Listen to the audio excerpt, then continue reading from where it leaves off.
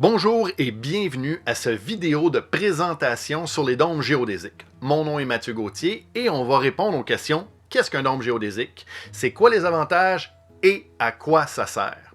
Sans plus attendre, on va commencer. Donc, c'est quoi un dôme géodésique?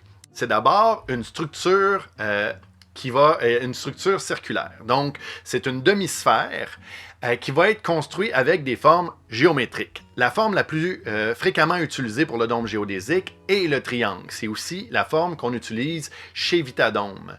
Ensuite, on va avoir les moyeux qui vont vraiment prendre la charge et la répartir sur l'ensemble de la surface. Ce qui nous emmène au premier avantage majeur du dôme géodésique. C'est sa force structurelle. Donc, cette construction-là qui fait que les charges sont réparties sur la surface du dôme et que les murs sont appuyés les uns sur les autres, va nous donner des avantages majeurs. Donc, le tremblement de terre, l'Université de Colombie-Britannique a déjà fait des tests pour essayer de trouver le point de faille du dôme géodésique et ils n'y sont pas arrivés. Ils ont donc terminé le rapport en disant que c'est impossible de faire écrouler un dôme géodésique dû à un tremblement de terre. Si vous êtes comme moi et que vous habitez au Québec, vous êtes protégé par le bouclier canadien et le tremblement de terre est probablement pas au sommet de vos préoccupations. Par contre, les vents le sont peut-être. Le dôme géodésique de Vitadome est capable de supporter des ouragans catégorie 5, donc des vents de plus de 252 km/h. C'est énorme. Vous avez peut-être jamais vu ce genre d'ouragan-là. Par contre, vous habitez peut-être dans un corridor de vent. Et si c'est le cas, construire une bâtisse temporaire dans un espace comme ça, c'est problématique. Rapidement, votre bâtisse peut s'envoler, peut s'écrouler. C'est pas le cas du dôme géodésique. Il est aérodynamique, il va il va subir beaucoup moins de force de résistance au vent parce qu'il ne résiste pas au vent, le vent tourne autour.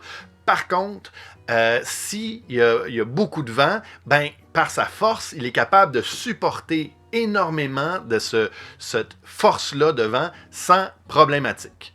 Finalement, c'est sa force de charge. Donc, le dôme est capable de supporter 683 kg au mètre carré, ce qui est énorme. En hiver, peu importe la quantité de neige ou de glace qui va tomber, vous n'avez pas à vous préoccuper de ce que le dôme va être capable de le supporter. Il va être capable de le supporter. Si vous décidez de dégager le dôme, ça va être pour des raisons personnelles. Le deuxième avantage majeur du dôme, c'est son efficience énergétique. Donc, dans la nature, on voit souvent cette forme-là, la sphère. Pourquoi?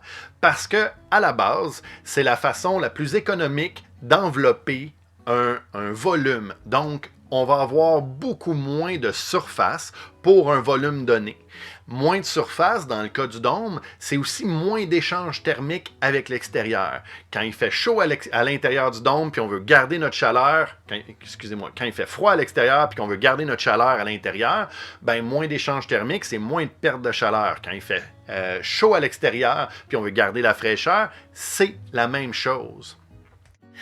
Il y a moins de points morts, donc dans un cube, dans une bâtisse traditionnelle, les coins vont représenter des points morts où les mouvements d'air vont avoir beaucoup plus de difficulté à aller affecter ces coins-là. Donc, on va avoir moins d'uniformité au niveau de la température. On va aussi avoir un mouvement thermique naturel à l'intérieur du dôme. Le sommet du dôme, le milieu du dôme est beaucoup plus haut que le reste, donc naturellement, l'air chaud va monter au centre et va descendre sur les côtés, qui va faire un mouvement thermique naturel qui va s'assurer d'avoir cette uniformité de température partout à l'intérieur du dôme.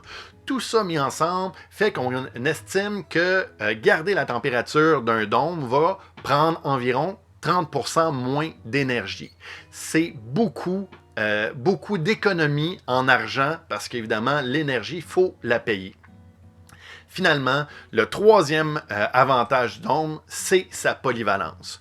Donc, le dôme va avoir des utilisations multiples. On peut l'utiliser à des fins commerciales, à des fins privées. On peut l'utiliser sur son terrain, sur un terrain qu'on a qui n'est pas nécessairement desservi par une route.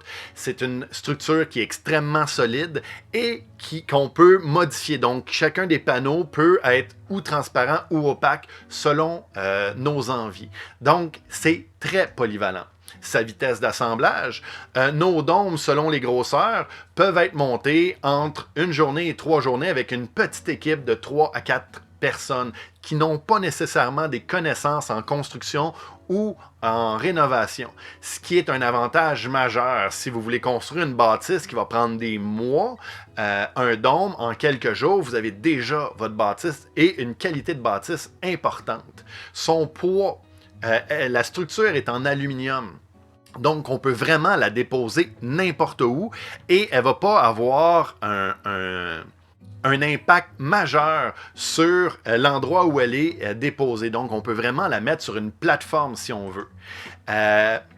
Évidemment, comme je l'expliquais tout à l'heure, les endroits où on peut la construire, comme le dôme arrive dans une boîte en bois qui est relativement petite et que le poids est relativement bas, on peut le mettre dans une remorque derrière un 4x4 et aller construire un dôme, même sur des terrains qui sont difficiles d'accès. Donc, on peut vraiment se permettre d'avoir des projets auxquels on n'avait pas nécessairement pensé. Les caractéristiques du dôme Vitadome, donc la première caractéristique qu'on a déjà parlé, c'est sa structure en aluminium. L'aluminium est un des matériaux les plus recyclables et le plus recyclé au monde. C'est quelque chose de très avantageux. On a les panneaux extérieurs qui sont des panneaux rigides. On peut choisir le panneau, on peut choisir différents matériaux pour les différents panneaux. Vous avez peut-être déjà connu des dômes qui sont recouverts d'un vinyle. Ben, dans le cas des dômes Vitadome, on choisit ce matériel-là. Ça peut être du bois, ça peut être du verre, ça peut être de l'aluminium, tant et aussi longtemps qu'il rentre dans l'épaisseur de la structure qu'on utilise. C'est possible de l'utiliser. Les joints d'étanchéité qui sont intégrés. Les structures traditionnelles de dômes sont faites en bois sur lesquels on va clouer des panneaux de plastique. Déjà, on est limité par les matériaux utilisés parce que quand on cloue, nécessairement, on perce des trous dans ce matériel-là. Donc, dans le cas de Vitadome, cette structure-là va supporter le panneau sans nécessairement le clouer. Ce qui donne beaucoup d'avantages. On peut prendre du verre, on peut prendre des matériaux qu'on n'aurait pas utilisés autrement. Et les dômes rigides traditionnels, on va sceller là où les triangles vont se toucher avec une espèce de ruban gommé. Donc, un ruban gommé de très haute qualité. N'empêche que ça reste qu'on scelle ces espaces-là avec du papier collant. Dans le cas de Vitadome, la structure a déjà les joints d'étanchéité intégrés, ce qui fait qu'elle supporte le panneau et elle crée un joint d'étanchéité dès le départ. Donc, c'est quelque chose de moins qu'on a à se préoccuper, ce qui fait aussi un produit de plus haute qualité et avec une plus belle finition. On a déjà parlé de l'assemblage rapide et facile. Avec une petite équipe, vous pouvez construire les dômes en 1 à 3 jours selon leur grosseur. Et ça, encore une fois, sans avoir les connaissances nécessaires à la construction d'une maison traditionnelle. Voici les différentes grandeurs des dômes Vitadome. Donc, on a le Luna, qui est un dôme de 4,9 mètres de diamètre, quelque chose qui est idéal pour une serre ou un petit bureau dans une cour. À partir du Terra à 6,7 mètres, le Stella 9,2 et le Cosmo à 8,9, on a vraiment beaucoup plus d'espace. On peut s'imaginer un espace de vie.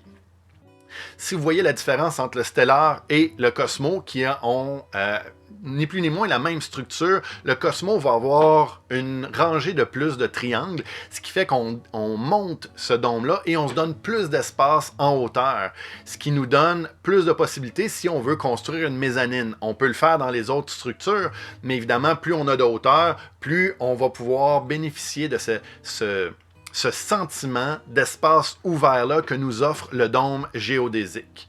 Depuis cette année, on a la série Pro. Donc, la série traditionnelle va avoir vraiment deux profilés d'aluminium qui vont vraiment venir tenir les panneaux. La limite de ce profilé-là était de 10 mm, ce qui donnait une belle polyvalence. Mais là, maintenant, avec la série Pro, on peut aller jusqu'à 100 mm, ce qui nous permet d'avoir des matériaux qui vont nous donner des avantages supplémentaires. Évidemment, la série Pro va souvent s'adresser aux gens qui ont des projets d'habitation, des chalets, des maisons. Donc, la série Pro va supporter des panneaux laminés. En fait, les panneaux laminés sont les panneaux qui sont offerts par Vitadome. Donc, on va avoir des panneaux jusqu'à 100 mm avec un R24 d'isolation, ce qui est très important, d'autant plus qu'on se rappelle que le dôme utilise 30% moins d'énergie pour maintenir sa température. Le vitrage à double paroi, vous allez avoir 4 fenêtres qui vont être laminées trempées. Donc, un vitrage extérieur, 2 vitrages collés à l'intérieur. Du laminé trempé, c'est le même vitrage qu'on utilise dans les pare-brises d'auto. Extrêmement résistant aux impacts, et même s'il y avait quelque chose qui venait briser la vitre garde son intégrité à cause du laminage. Donc, on va voir la brisure, mais la vitre reste là. Donc, ça, c'est pour la série Pro. On va terminer le vidéo avec des possibilités juste pour s'imaginer ce qu'on peut faire avec les dômes géodésiques. C'est aussi les choses qui nous sont souvent partagées, les projets des gens qui viennent nous voir. Un des projets, c'est le prêt à camper. Les gens veulent se construire un petit chalet sur un terrain ou sur leur terrain à eux ou sur un terrain qu'ils possèdent et le mettre en location sur les plateformes web. Un prêt à camper comme ça, un petit chalet, nous donne un espace de vie très recherché et qui coûte beaucoup moins cher que faire construire un chalet ou un appartement. Donc, pour moins d'argent, pour un investissement de départ beaucoup plus bas, on va récupérer cet investissement de départ-là beaucoup plus vite, beaucoup plus rapidement. Ensuite, les éco-villages, des espaces qui peuvent être construits par le groupe qui démarre cet éco-village-là. Les dômes géodésiques sont faciles à construire, donc le groupe qui part ce projet-là vont avoir le contrôle sur la construction. Et évidemment, les matériaux, comme ils peuvent choisir les matériaux et que la structure est faite en aluminium, ce sont des matériaux qui sont très sains et qui vont être avantageux dans un concept d'éco-responsabilité. On va aussi avoir l'espace de méditation et de yoga. Cet espace-là résonne vraiment dans un cadre où il y a un sentiment à l'intérieur d'un dôme qui nous prête à ce genre d'exercice-là. Quelque chose de très recherché et très discuté. Quelque chose qui est très populaire présentement, ce sont les bureaux à la maison. Les gens veulent travailler de la maison, mais l'espace à l'intérieur de la maison est peut-être pas propice. On a beaucoup de bruit. On veut peut-être avoir cet espace-là à nous. On peut enfin se le construire à l'extérieur de la maison à moindre coût que des rénovations majeures d'agrandissement dans la maison. La serre. L'autosuffisance alimentaire, quelque chose que les gens recherchent beaucoup, surtout dans un climat où on voit que les prix de l'alimentation augmentent. Avoir un espace où vous pouvez cultiver 12 mois par année vos aliments, contrôler leur qualité, c'est quelque chose qui est très recherché. Excusez-moi, les unités d'habitation accessoires, quelque chose qui est très populaire en Ontario et en Colombie-Britannique, on commence à discuter au Québec. Avoir un espace pour accueillir un parent vieillissant, donc pouvoir les avoir près de nous, pouvoir s'en occuper sans qu'ils envahissent notre espace de vie. On va partager cet espace communautaire-là, mais en ayant deux espaces de vie distincts. C'est la même chose pour des enfants qui arrivent à la fin de leur cheminement scolaire et qui ne peuvent pas avoir accès à l'habitation parce que présentement, les coûts sont exorbitants. On peut leur offrir cet espace-là sur notre terrain et avoir 2 espaces de vie complètement séparés et qui sont complètement indépendants l'un de l'autre. Finalement, le chalet, on en a déjà parlé tout à l'heure, cette possibilité, si on a un terrain qui n'est pas nécessairement qui n'est pas aménagé, qui n'a pas une route d'accès et qu'on a toujours rêvé d'avoir un espace sur ce terrain-là, mais qu'on s'est tout le temps dit Ça sera plus tard quand on va pouvoir avoir un chemin d'accès, ben on peut maintenant le faire. Si on a déjà une route d'accès, ben ça nous permet d'avoir un chalet de très haute qualité à une fraction du prix d'un chalet traditionnel. Tout ça complète notre présentation. Je vous remercie énormément. Si vous avez des commentaires, n'hésitez pas à les laisser ici sur YouTube, sur les réseaux sociaux comme Facebook ou LinkedIn. Si vous avez des questions, s'il vous plaît, n'hésitez pas à nous les poser. Ça va nous faire plaisir de vous écouter, d'écouter votre projet, de regarder qu'est-ce qui est possible et de la meilleure façon d'accomplir votre projet. Pour le reste, ben, je vous souhaite une très bonne journée. Merci beaucoup.